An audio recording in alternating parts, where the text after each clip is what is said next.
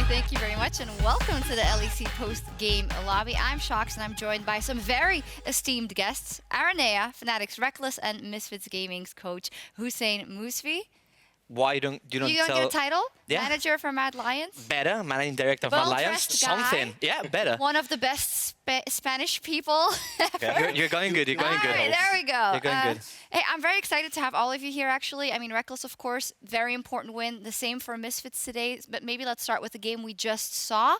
Rekkles, finally, a win. I mean, you had one already under your belt, but I feel like this was a very important one, and that Origin was really the team to beat. They just came off a win versus G2, and I'd love to know how you feel about this specific game.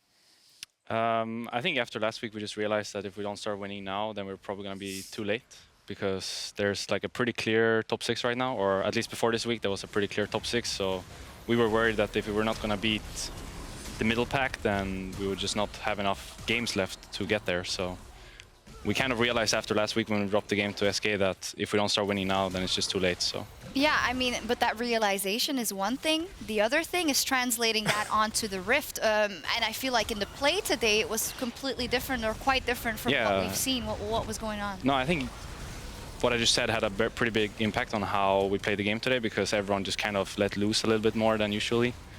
Because we know that, you know, if we don't get these wins, then we're just going to be too far behind from a team like SK, especially now that we're 0-2 against them as well. So I think everyone just kind of played much better, played much more loose, and that helped a lot, I would say, because we always struggle with productivity in the games. And now in this one, like already from level 1, we already had so many plans going in, so many plays planned out. So I think it was just a very night and day performance from us. Yeah, Araneae, what do you think? I actually wanted to talk about that. You voted for them, so... Yes, I was the only one voting for Fnatic. Yeah, I was actually voting for Origin.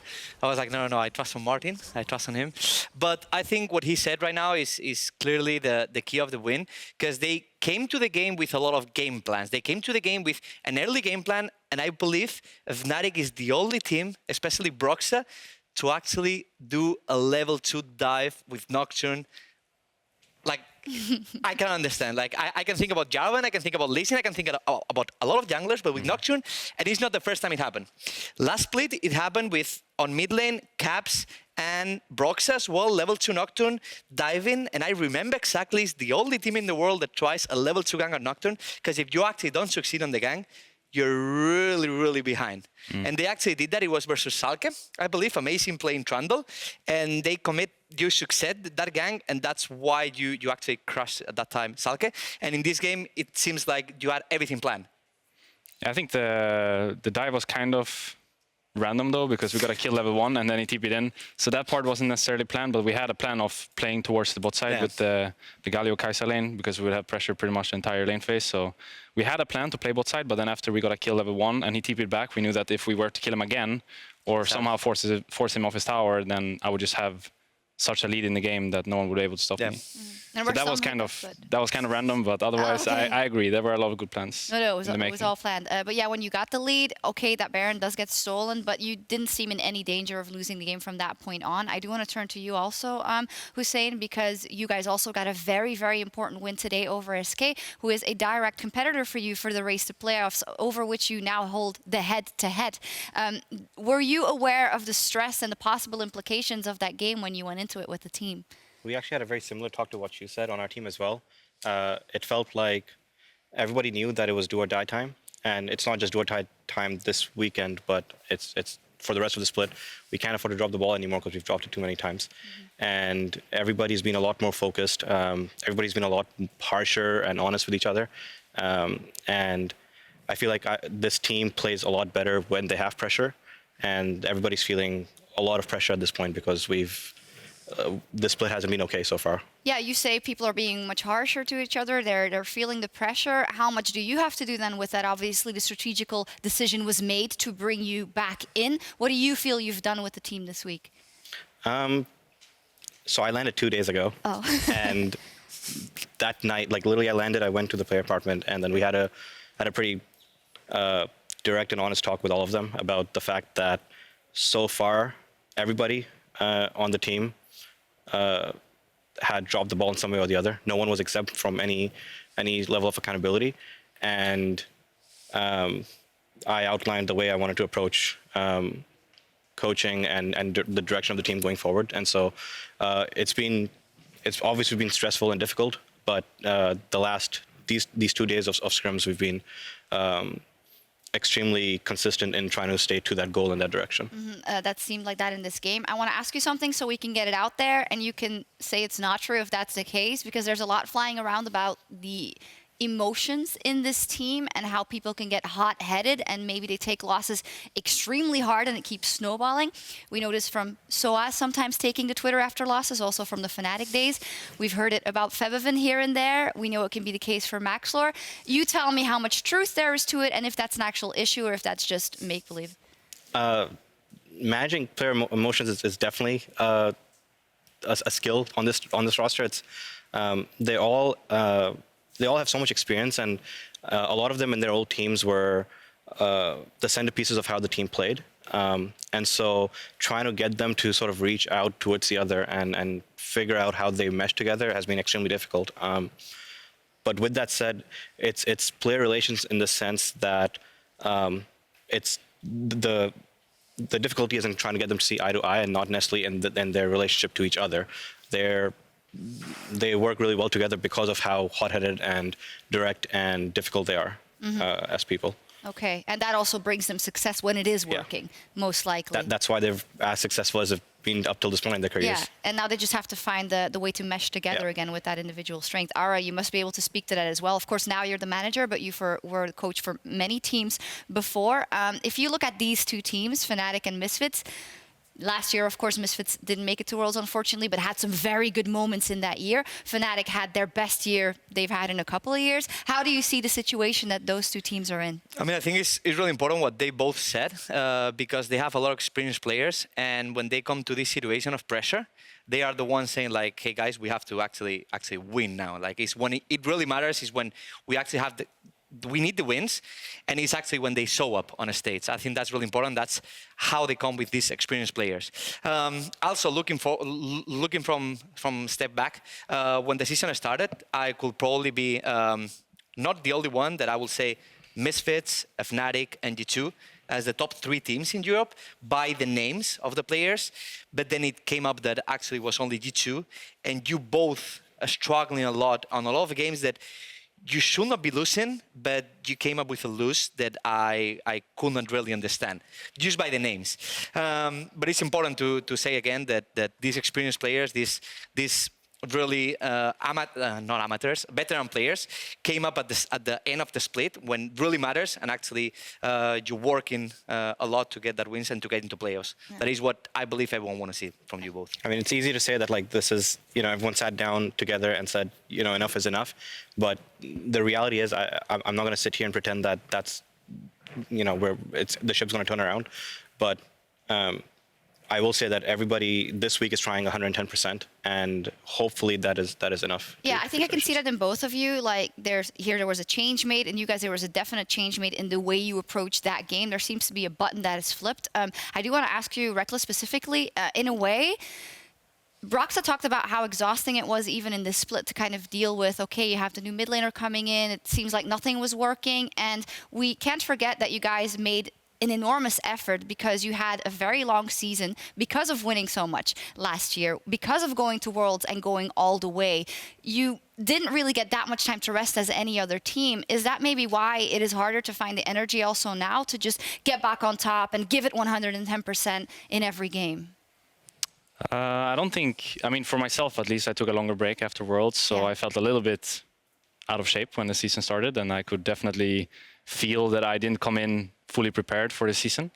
But I don't think it necessarily had any impact on how much energy we're using for our daily lives or for the games that we're playing on stage. I think everyone was trying their absolute hardest, but we couldn't really figure out a way of how we wanted to play the games. We're kind of just trying everything, so you would see like a different Fnatic every week.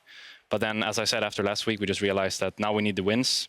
And how do we get the wins? What is the current meta? What are the things that are working around the world? And then we just kind of sat down and had a similar talk to what Musfi said, where everyone just laid out what they feel is the issues and what we can do to solve them or like to band-aid them for now. Mm-hmm. And then we went into this week with a pretty solid plan, I would say at least. And in today's game, I think we just showed a Fnatic that we would like to keep around for a longer time rather than a Fnatic that maybe sticks around for a week and then you see another one the next week. Yeah, definitely so. Have you felt kind of the departure also, not having a lot of people behind the scenes there anymore? Joey now being back and all that. It's also a change, Yeah, I mean, everyone's been saying that we only changed one player, but we actually lost like 4 members. Yeah. In a way, we lost Cap, Soas, Dylan, and our previous manager as well. And then Joey's the head coach now. So there's been a lot of changes behind the scenes, but everyone just sees Only Caps. Tim for Caps, right? Or Yeah. Nemesis for Caps. But there's so much more going on.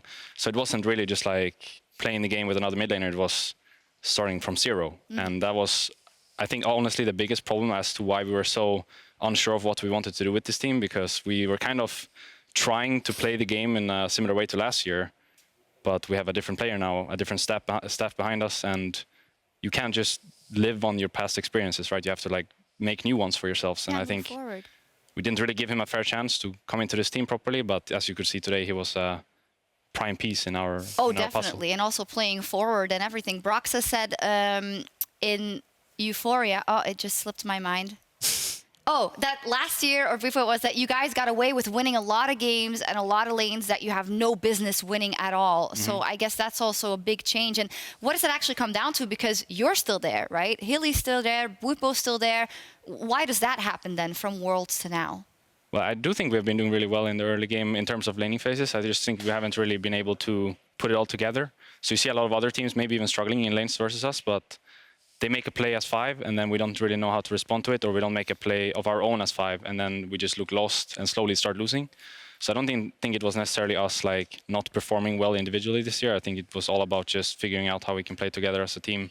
And I think today's style was probably the best one we've come up with so far, because for the first time probably the split we're actually proactive and we actually do stuff on the map rather than just allowing the enemy team to do something and then reacting to it. Because I think it was kind of okay beforehand, but now with the meta being so punishing, it's kind of like either you are the first one to make the play or you're not making a play at all. Yeah, that's what I've heard from a lot of people who say, maybe you as well, that it's such a punishing game to play. Nowadays, when it comes to Misfits specifically, a lot of people have said if they don't play through bottom lane, they don't win. And honestly, the proof has been in the pudding as well. What is your vision on all of that? And how are you working to remediate that, or do you not agree at all? No, I agree with that. That's been true since 2017, honestly. Yeah. Outside of like a brief period in summer playoffs back then, it's pretty much the first thing that we acknowledged when I landed, which is that a lot of people outside of Hans Sama, A, need to step up a lot more as carries, and B, Hans also needs to learn to play a lot of different styles. So if you look at today's game, it wasn't our bot lane popping off, it was our mid jungle destroying SK on the map. And so it is something that we're working towards. I think this was the second time in Hans' history that he's played a mage as well. And so whatever that may have looked like. And so it's definitely been an issue, and I think we are very close to fixing it. Based on this week's practice, based on today, I'm pretty confident that given another week, we'll be a pretty versatile team. Fantastic. I think with both these wins by your teams today, that makes the playoff race even more interesting. I'd like to pull up the standings and the race for playoffs with G2, of course, still in first place. Nobody seems to be knocking them off, but all the rest is beginning to become very, very exciting. You know, a lot of people had maybe started to count Fnatic out carefully, but this win, and especially the way you won versus OG, now it becomes so interesting because you're one win behind in SK Gaming. You're so close to Misfits, who you'll be playing, and of course, still this split. So, Rekkles, what is your vision on what the standings look like now, the teams above you, and your chances of making it to playoffs? I mean, I always knew there were chances of us making it. It's just about getting the wins on the board. So even though we won today, it's like we have to win tomorrow as well. And then the next week, and the week after that. Because I don't really feel like ending sixth. I would rather end somewhere higher up to show that we're actually like a really strong team and not just someone that, you know, got in by luck or got in because someone else did something poorly. Do you think it would be by luck if you start winning now, and when a lot of people had already written you off, and still make it to playoffs, albeit in sixth? I mean, I think if we go like continuously 1-1 or even 0-2 a week, then kind of by luck, yeah. So yeah. I would rather just go 2-0, 2-0 for a couple of weeks and show that we're actually like the real deal and not just a punching bag, I guess, for other teams. Hussein, how is it for you? Do you just want to get in and like be safe? No, or? making playoffs and not being there to win the whole thing is useless. You might as well just not make it and go on vacation. So, like, I want to make sure that by the time we do make playoffs, we're there to win the whole thing. Because otherwise, it's a waste of time. And so, you know, today was okay. I wasn't quite happy with the win, but tomorrow onwards, I want us to do a lot better, and I want us focused. I think it's really important to say that teams like Fnatic and Misfits, who has a lot of veteran players, they will show up better on a best of 3, best of 5 scenario. Better than these rookie teams or teams that has a lot of rookie players, because the pressure on a big round, on a like a best of 5, is really hard. And to maintain the same focus on the games is really, really hard. And adapting to the meta and adapting, obviously, to the drafts. So I think Fnatic, even though they will place like on a 6th place, something like that, they can still win the whole thing by how veterans all of them are. Yeah, I think that makes a lot of sense. Let us try and see if we can agree on a top 6 who makes it to playoffs. Now, number 1 is quite easy. I guess we'll keep G2 Esports there. Going into playoffs as number 1, or... I think that's fine. I'm hearing that's fine. No counter arguments there. Then secondly, the battle between Vitality and Sjokz has been heating up, even though... You know, Sjokz dropped a couple of games as of late. Who do you think is going in as number 2? I would say probably Vitality over Sjokz right now. Actually, I don't know. It's really difficult between the two because Vitality's been looking better each week, but Schalke's game against G2 today, they could have easily taken that. Yeah. So I would say Schalke, probably. Sjokz number 2 for you? I like the way Sjokz plays more, but Vitality's, I don't know, weird. Yeah, they are really weird and quite inconsistent as well. So we can agree on the fact that Vitality and Sjokz will make it in that, you know, top 3 region. Or is Origin going to snag a top 2 or top 3 spot? Because they've shown moments of brilliance. But then today, of course, wasn't that great. What do you think, Rekkles? I don't think so. I think they're probably where they should be. And I think we should join them as well, somewhere there in the middle. Maybe a little bit higher for us, but that's okay. We maybe don't have enough time to do it. But so, yeah, I would probably put them where they are right now. So then who is going to be out? Martin? Yeah, who's going to be out if we then assume that Misfits and Fnatic make it in? Splice or Misfits, I would say. I mean, we're beating them tomorrow, so it's not us. Yeah, okay, so Splice. It's Splice, I guess. You know the scenario is very real that you guys knock out each other. Yeah. I mean, I think as it stands, it comes down to Origin, Splice, us, and... SK? SK. I mean, I would say Fnatic based on play, but I know there's like the head-to-head issue between Fnatic and SK as well. Yeah, we are kind of struggling there. You are. Yeah, I'm actually surprised that you're not giving SK a bit more credit. I know Araneae is a big fan, and they've shown some great things. They haven't won today. One could say it's the self-made show, but they're sitting at 5 and 6, and you know at the same position as you guys. So. No, it's just I think the other teams are better, and I obviously have to put myself in there. Otherwise, what am I even doing here? That is true. So, someone has to go, and I would say SK has to go, and then Splice or Misfits. Okay, there we go. Araneae, have any big concerns with that list? I fully agree with him, especially about a Splice, because the Splice playstyle is a bit too passive. They always play the same way, where Xerxes gank early game and then they don't do anything mid game. And if any kind of team has some kind of proactivity versus them, they don't know how to answer that. I'm not sure about who's going to be second place, because Vitality is so aggressive that so many games you see a lot of mistakes. But once again, I probably agree that Vitality is going to get the second place. The third place, fourth place, probably I will consider Origin over Schalke. And then I would like to have Fnatic and SK Gaming. I'm sorry, I'm not going to look to the left to Misfits, but that's what I'm guessing. I mean, it would be nice to have some new blood, but obviously it doesn't matter. Obviously. Oh, Hussein, I seem to be the good luck charm. Have you seen that? Thank you. Can you stay here, please? Yeah, I'll stay.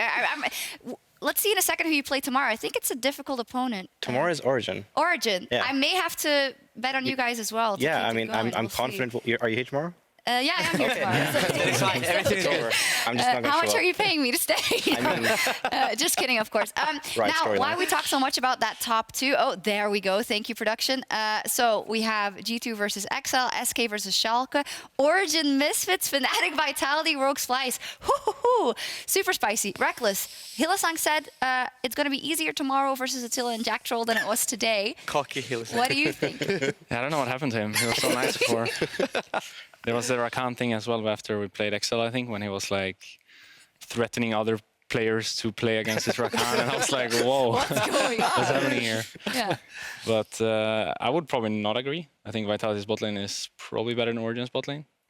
I feel like Vitality get a lot of wins from individual skill, and Origin get like none. But then again, you had Nukeduck said last week, Yeah. so I guess there's that as well. But I get your drift. It's just like yeah. It's more about Origin macro. is the Origin kind of is team. more about Yeah. macro, playing together, and Vitality is all about like individual skill. Yeah. Yeah. That's why I put Schalke above Vitality, because I feel like someone has to punish them, you know? But then again, that has been said now for what, 1.5 years? 1.5 And they years. still keep getting and the they still- wins. yeah, but they it's still exactly the same as G2. Like G2 is such a chaotic game. Yeah. Today they so had lost versus Schalke. There is no way they actually beat Schalke today. Yeah. After what happened early game, it was like there's a free win for Schalke. Yeah, It's just they take every fight. Oh, yeah. Yeah, And then they use- Schalke made a bad decision on top side. I mean, I They would gave say up 4 that like kills. based on Oh no. Well, someone will fix your mic. You can just talk into it like this. Can you do that? All right, I would say that based on last weekend and this weekend with G2, there's a real chance G2 doesn't. There's a real chance G2 doesn't make first place. Ah, doesn't make first place. What are kind of the... I'll make this Actually- question as long as possible so the mic can get reattached. What are the reasons that make you say that? Where are they vulnerable? They're incredibly aggressive and they play to their limits, but within that, it doesn't feel like they're improving week to week as much as other teams. Like Schalke has improved a lot this split. I don't know what happened to Origin today, but they've been looking better and better each split as well. I think a lot of the teams, us, Fnatic as well, we are improving week to week now. And G2 is at the top, but they feel like they're the same team that they've been for a while now. Okay. So maybe G2 still, because I just realized they have 2-0 against Schalke in the head-to-head. So maybe G2 still stays ranked 1, but I think going to playoffs, it's very real that they get upset. Ah, so they're not as untouchable as a lot of people make it out to be and as they seem. I think they're incredibly good individually, and that's how they're winning That's a lot of it. the games. Yeah. But if by the time we get to playoffs, a lot of the players, because there's so much talent in all these rosters, a lot of the players will be able to keep up. And once they can do that, G2 will be beat. Oof. You agree with that, Rekkles? I don't know. It's hard to understand like a team like G2 and Vitality, because they just Fight. have their own playstyle, and you can't really play that way even if you wanted to. It has to be like from the structure within the team, You otherwise it guys just sometimes doesn't played happen. like that last year. Maybe a year. I mean, maybe when I wasn't in the team. But then there was no I'm AD carry, talking- so. I'm even thinking some games at Worlds and this and that where you guys just went absolutely ham. Oh, okay. Yeah. So But it was more It's about just But it was not the same calculated. feeling. Yeah, it's Yeah. not the same feeling. I feel like you can't take their playstyle away from them, and you can't do it yourself. I mean, G2 just feels hard to like judge. a much better polished Vitality. Yeah, exactly. that's a great comparison. Is the G2 that plays at its best now than Fnatic at its top last year? No, I don't think it No. has any similarity at all. I mean, the thing is, the meta is changing a lot, and this meta for G2 is one of the best. Probably early in the summer meta, where mages were in bot lane, if we had G2 there, they were probably the best, because if you have perks playing mages, that's the best. But right now, how the meta is, that you can play everything in bot lane, you can play every mage, you can flex almost everything, that's super good for G2. But as Hussein said, I believe how to beat G2 is about discipline, it's about having players mechanically that can match them up, and then there's a point where on mid game, they are just gonna keep forcing, and keep forcing, and keep forcing, and if it doesn't work, they are lost, because almost every single draft from G2, it has their winning condition, but it's supposed to be really early game winning condition. There is a point where mid to late game winning condition, there's none for them, and that's how they abuse. They abuse is like fighting early game, forcing, and a lot of teams try to mess this up. Instead of like, no, just stop this, play disciplined way, play a macro way, use standard, let them probably fall a bit behind at the early game, but then you can actually beat them. I think we've seen a couple of different approaches to it. OG's shown that you can beat G2. We'll have to see how it evolves. We talk a lot about top 2 because, of course, with the new playoff format, if you get to the top 2, that also means you'll find yourself playing in Rotterdam for sure, and a best of 5 on stage in front of everyone. So that's why that's so important. And by the way, if you're watching, you can also grab tickets for the finals in Rotterdam at eu.lolesports.com/Rotterdam. The last time we went there, it was the same venue. It was a couple of years ago. Were any of you there? I was there. You were there, right? In the Ahoy? Was a good atmosphere as far as I remember. Yeah, you should probably ask Fabian that. He was the king of the show. Oh, it was when he wore the Dutch Yeah. flag. And it's like, Fabi. Yeah. Oh, yeah, that was good times. You guys, that was 2015 then? 16. 16. And you Spring, yeah. guys... Yeah, because 15 was Sweden, I believe. Yeah, that was Yeah. summers. 20. Yeah, That was Stockholm. summer, Sweden, Origin. I It's all remember. been, we've had so many great finals and everything that it's becoming hard for me to remember every single instance and the details. If you think you can't remember, it's probably Fnatic or G2. You can't go wrong there. Did you win there in Rotterdam? I don't Yeah, know. but it was third place. Ah, yeah. Yeah, But I you did win. believe G2 But I won. Oh, what did I get? G2 won. Yeah, with that was their that. first win. All right, because then the train went up the rails. Well, anyway, we're very much looking forward to that. I want to thank you guys also for just talking to me candidly about the situations, and I hope that things will be going upwards from here. And yeah, a great start. Let's also take a look at what we've got coming up later today. 1 a.m. LCS Academy, starting with FlyQuest versus Optic Gaming, right here on twitch.tv/riotgames. That's in 2 hours. And if you miss anything from the LEC, we'll have a rebroadcast after the action across the Atlantic. So we're going to sign off because these guys probably want to get home and practice a bit and sleep a bit for the games tomorrow. Alvaro, you'll be back here all day, so get I some want to sleep. practice. Practice? Yes. I mean, yes. I we wanna can practice. remember to say LEC, and then we'll see. All right, that was all from us here in Berlin. Thank you guys so much for watching, and join us tomorrow for more action in the LEC. Have a great night. I think our roster is really good.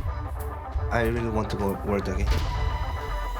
Well, let's see if Ignite and Sjokz can make it back to Worlds, and if they can start there by taking out G2. Caps looks for the Distort, looks for the Signal of Mouse, gets the chains, not done yet. There goes the ghouls, and Wonder sends Abadage packing. Here comes Abadage, flash forward, looking for the tune, may need a sublock, doesn't get a chance. Abadage's down, the chain CC sends him through the fountain. The Nexus goes down, and G2 defeats Sjokz.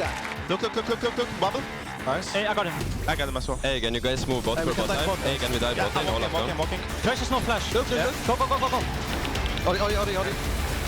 Ori is dead, I think. Look Draven. Rogue activated, Exile obliterated. There's a Chachi just going to be an escape route for the Elise, and Jarvan is here just trying, but at the low health bar for Mowgli. He's already used the escape, and they're going to immediately go in. Getting ready for the pick on the copy. Will he go for it? He will. The stun doesn't even gonna be needed. But at the end of the day, Ender Vitality find the win. Scout of the week.